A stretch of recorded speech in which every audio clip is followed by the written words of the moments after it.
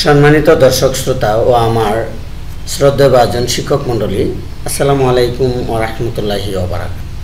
আজকের এই video টিউটোরিয়ালটির title হচ্ছে যে এখনো পর্যন্ত বেশ কিছু শিক্ষক কর্মচারী ইএফটিতে বেতন ভাতা প্রাপ্ত, তাদের সর্বশেষ আপডেট নিউজটি থাকছে আজকের এই ভিডিও টিউটোরিয়ালটিতে।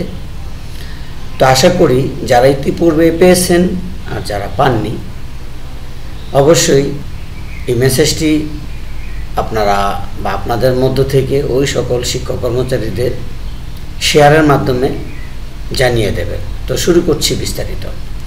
এমপিওভুক্ত শিক্ষক কর্মচারীদের বেতন প্রদানের অনেক বড় আশা ভরসার প্রতীক হবে বলে ধারণা করা হয়েছিল ইএফটি।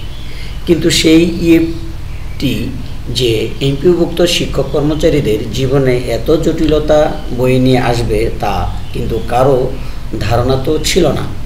কারণ অন্যান্য সকল সরকারি প্রতিষ্ঠানে ইএফটির মাধ্যমে বেতন প্রদান শুরু করার কারণেও কারো বেতন কোনো জটিলতা তৈরি হয়নি। সেই ধারাবাহিকতায় এমপিওভুক্ত শিক্ষক কর্মচারীরাও ভেবেছিল যে তাদেরও তেমনটি হবে না।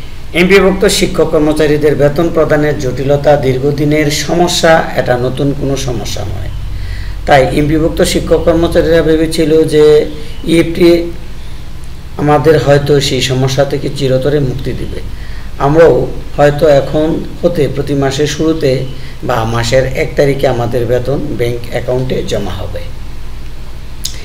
সে আশা মিলিয়ে যেতে বা ম্লান হতে সময় লাগেনি। ডিসেম্বর মাসের বেতন জানুয়ারি মাসে যেদিন প্রদান করা শুরু হলো, সেদিন হতে শুরু হলো এমপিওভুক্ত শিক্ষক কর্মচারীদের জীবন বেতন প্রাপ্তির নতুন এক জটিলতা, যার নাম ইএফটি। ভাবতে পারেন এখন পর্যন্ত এমন অনেক শিক্ষক রয়েছে যারা কিনা এখনও ডিসেম্বর মাসের বেতন পায়নি এই ইএফটি জটিলতার ফাঁদে পড়ে।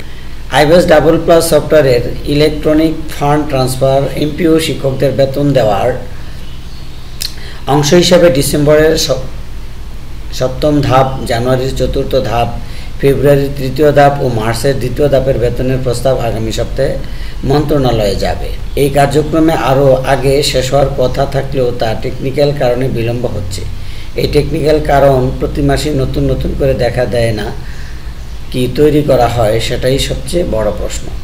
যাই হোক, মাওসির প্রতি এখন সবচেয়ে বড় আবেদন ও নিবেদন এই যে এই 7ম ধাপের শিক্ষক কর্মচারীদের বেতন অতি দ্রুত থেকে দ্রুততর সময়ের মধ্যে প্রেরণের ব্যবস্থা করুন, যাতে এই সকল শিক্ষক কর্মচারীদের দুর্দশা দূর হয়।